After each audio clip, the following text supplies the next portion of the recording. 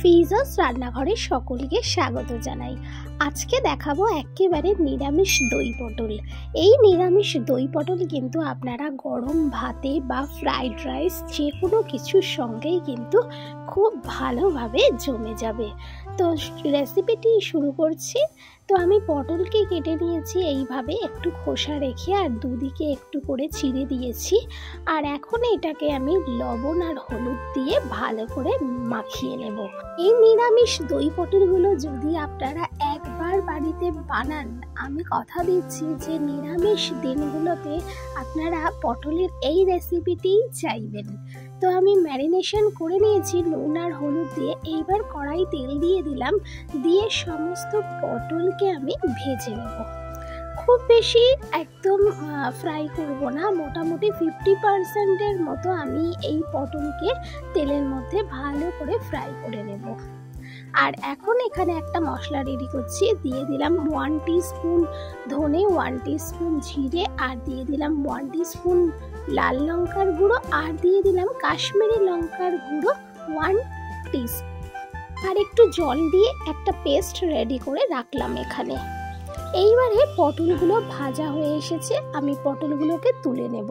খুব বেশি যদি ফ্রাই করি তখন পটলগুলো খুব বেশি নরম হয়ে যাবে, তার জন্য আমি এখানে 50%-এর মতো পটলটাকে ফ্রাই করে তুলে নিলাম।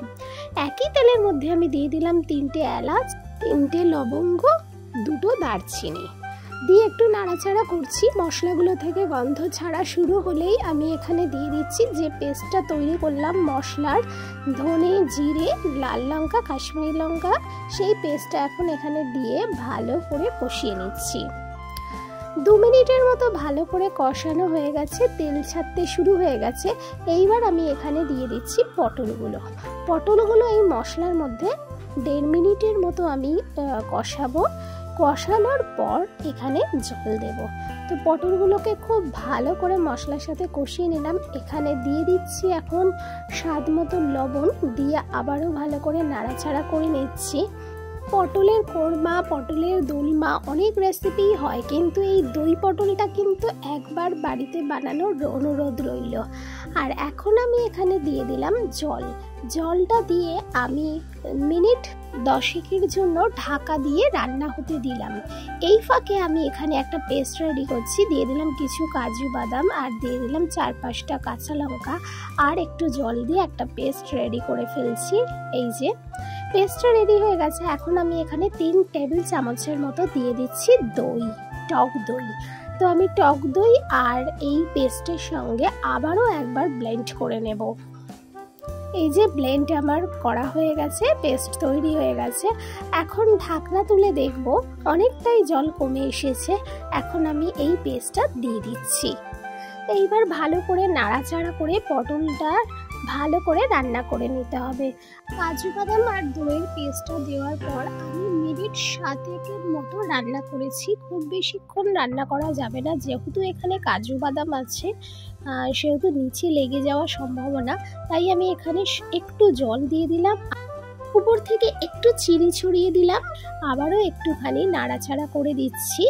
রেসিপি যদি ভালো লেগে থাকে, যারা ইউটিউব থেকে দেখছেন তারা আমার চ্যানেলকে সাবস্ক্রাইব করবেন, আর যারা ফেসবুক পেজ থেকে দেখছেন তারা আমার পেজকে ফলো করবেন।